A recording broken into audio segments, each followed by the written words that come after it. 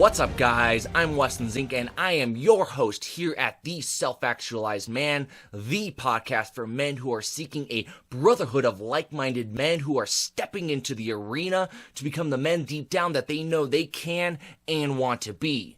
Don't forget to join us at the Self-Actualized Man Facebook community page where we men are coming together to strategize and explore how we as both individuals, as men, and as a community can optimize our lifestyles and maximize our potentials in key areas of our lives such as family, relationships, dating and mating, career, and our communities. If you enjoy this content and want more, please like the video, subscribe to my channel, and share this content with other men in your life who may benefit from ingesting more red pill content. It also helps raise the profile of the show, which of course I greatly appreciate the help. Since I am still new to the YouTube podcasting world, I always welcome any feedback, criticisms, or comments. Good or bad, I want to hear it all on how I can improve the show and get you the knowledge and wisdom that you desire most to help you along your path to become a self-actualized man.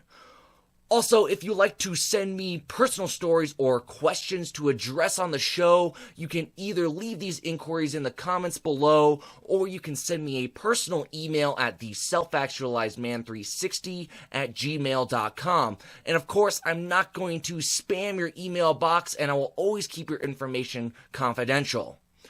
So for this episode, I'd like to talk about the horrendous act of pure evil that many of you have heard about, which happened in Las Vegas, Nevada on October the 1st, 2017, where a despicable human being by the name of Stephen Paddock opened fired with what appeared to be a fully automatic weapon from the 32nd floor of the Mandalay Bay Casino into an open-air country music festival, killing over 50 innocent people and injuring several hundred as they fled for their lives. Also, in this episode, I'm not going to focus on the motives of the shooter, the discrepancies in the reporting of events, how Paddock obtained illegal fully automatic weapons, or, of course, anything on gun control. There is plenty of information circulating throughout the internet which addresses these issues and questions. But what I want to address in this episode of Igniting the Fire Within is how tragic and grossly evil events like what happened in Las Vegas, but also, without the evil part, how natural disaster events like what we recently saw with Hurricane Harvey devastating Texas and Hurricane Irma devastating Florida help ignite and bring forth masculine and feminine virtue when chaos, panic, and atrocity ensues. So when the first rounds of bullets flew through the crowd, many people were absolutely shocked and unaware of what was happening and the grave danger that they and thousands of other people were in. According to most eyewitness reports, many concert goers initially thought those first shots were fireworks that were part of Jason Adeline's show. But when people started to see the bodies fall of a once good time turning into mass panic, the repetitive pop, pop, pop of gunfire ringing throughout the Las Vegas Strip, shaking a nation. Now, I'm not here to judge what people did or didn't do in the situation. I get it. The fear of imminent death, uncertainty, and feelings of helplessness cause many people to panic, to freeze, to flee. It is a natural human response to such a devastating and traumatic situation. But I want to highlight that there were a few men and women who ignored the risk, who ran back into the kill zone, into danger, risking their own lives and safety to rescue others in need. They helped the critically wounded get to the hospital. They used their bodies to shield others from the hailstorm of bullets raining down upon the crowd. They dragged the helpless and terrified to safety. Some were veterans, doctors, nurses, and cops, but others were just normal, everyday men and women who refused to back down, who refused to run away, and who stepped up to the plate amidst the chaos to protect and rescue those they didn't even know. I want to highlight some examples of real men, of authentic masculinity coming forth in the wake of such an atrocious and evil act of mass violence. So the first report is from CNN and goes as follows. Amy McAslin and roommate Crystal Goddard dived under the table as gunfire rained down on fellow concertgoers in Las Vegas on Sunday night. Eventually, McAslin realized she was being shielded by someone who'd just been shot.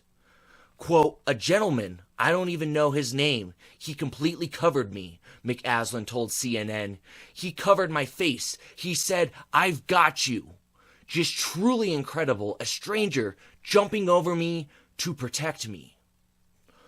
One of the instinctual and cardinal virtues of masculinity is to protect women, children, and the innocent from harm. Now, guys, this is not the same as white knighting or playing the Captain Save-A-Hole role. No, this is men being real, being authentic men. This is what we men do. This is why we men gave up our seats on the Titanic, knowing full well they were most likely going to die as a result. This is why we men are soldiers, law enforcement officers, firefighters, and first responders.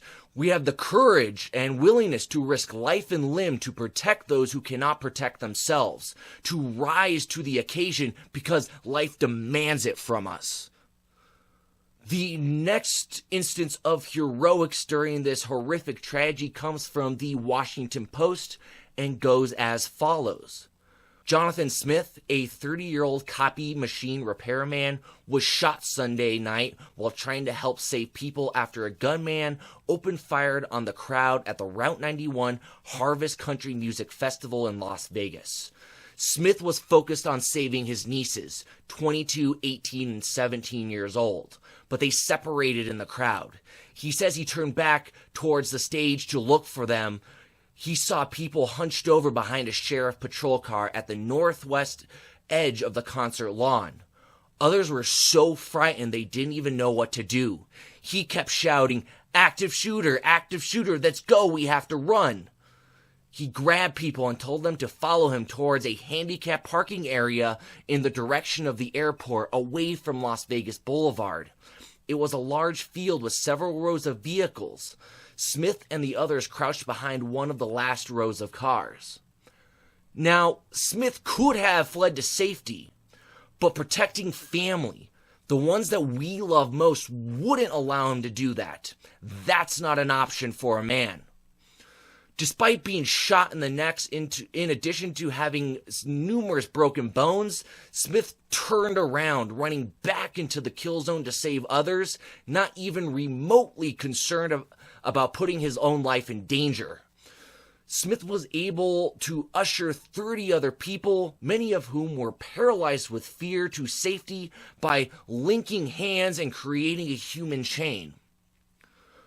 Fear and regret destroy a man's heart, mind, and soul more than anything else. Imagine if you were Jonathan Smith and you had the choice either to flee to safety or to risk dying, running back into danger to save your loved ones, and even strangers. What would you do? If you were too afraid to go back, what would you think and how would you feel about your decision? I imagine you might feel like an utter piece of shit. I know I would. Because deep down, you know, as a man, you have to go back.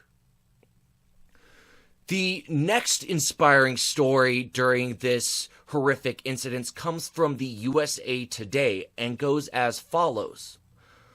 Taylor Winston, a 29-year-old Marine veteran from San Diego, was among friends at the Route 91 Harvest Festival in Las Vegas on Sunday night when a gunman opened fire on the audience. After climbing over a fence to safety, Winston and a friend looked for ways to help those still in danger. Winston checked nearby trucks for keys. Quote, "The first one we tried opening had keys sitting right there. I started looking for people to take to the hospital," Winston told CBS. "There was just too many and it was overwhelming how much blood was everywhere." Winston told KGTV he was looking for victims with the most serious injuries first, loaded them into the truck bed and drove them to the Desert Springs Hospital Medical Center. he made 2 trips before ambulances arrived on scene, CBS reports. Taylor Winston risked his life to help save the lives of 30 other people, many of which I doubt he knew personally. And I don't believe that he did it for recognition, for fame, or glory, but rather out of a genuine concern for the safety and well-being of his fellow men and women. Because he knew it was the right thing to do, and that if he didn't take that risk, running back into the chaos and attempt to rescue others who were critically wounded, who would have? While there are so many more stories of heroic men and women who risked life and limb to provide medical assistance to the wounded, who helped others flee, and who sacrificed their own lives to protect people they didn't even know during the greatest mass shooting in U.S. history, I'd like to close this with one more example of a mother, a real woman who protected her daughter from harm. And this also follows from the USA Today. A Nevada mom became a human shield to protect her 4-year-old daughter during Sunday's Las Vegas concert massacre. Carly Krieger and her daughter Blake were seated in a seated area near the back of the audience at the Route 91 Harvest Festival. When she heard, "Get down!" she knew they were in danger. Quote, "I put the baby on the ground and got on top of her," Krieger told CNN. "And when we heard a little break, we ran to the bleachers that were just behind us, and I tried to tuck her in close to the end so she was as protected as possible." Again, we see the human instinct to protect the innocent, to help the helpless, a willingness to sacrifice their own lives to protect the rights and lives of others, to survive despite the odds.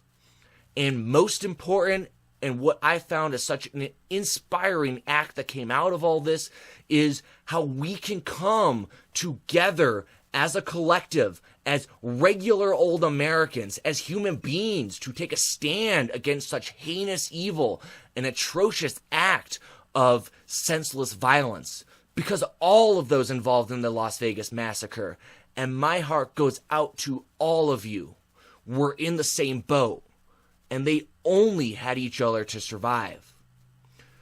The mainstream fake media wants to divide us, to break us up into separate and polarized social classes, races, ethnicities, sexual orientations, and political affiliations. They twist the narrative, manipulate our emotions, and deceive the people as a means to get us to hate, attack, and kill each other because of these differences.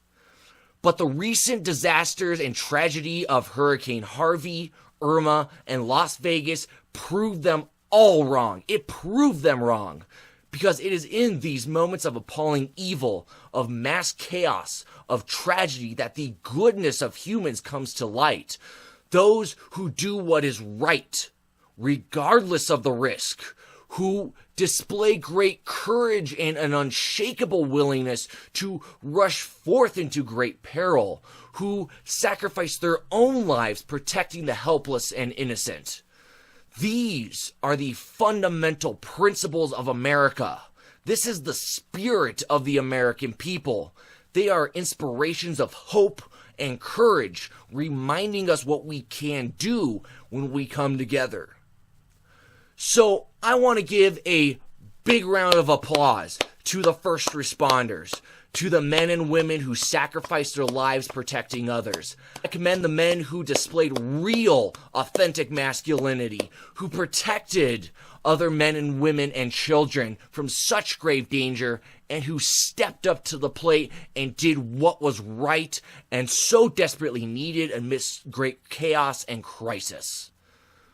My heart, prayers, and condolences go out to the victims of the families who lost mothers, fathers, husbands and wives, sons and daughters, brothers and sisters, friends and loved ones. May you all get the love and support that you need in this moment of tragedy.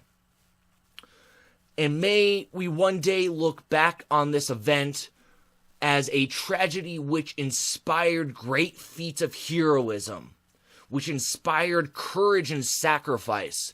A tragedy that, on one hand, rocked a nation, but inspired a deep sense of gratitude and respect for life, and honoring for those we've lost, and honoring for those who were willing to sacrifice to save others. And may the horrific event which occurred that frightful night in Las Vegas also remind us of what happens when we put our differences aside. Despite grave and catastrophic events, we can and will come together as a people, as humans, as Americans who will pull through any adversity, any challenge when it counts most. May we all find peace in such great times of chaos. I want to thank you all again for tuning into the Self-Actualized Man. Peace, guys.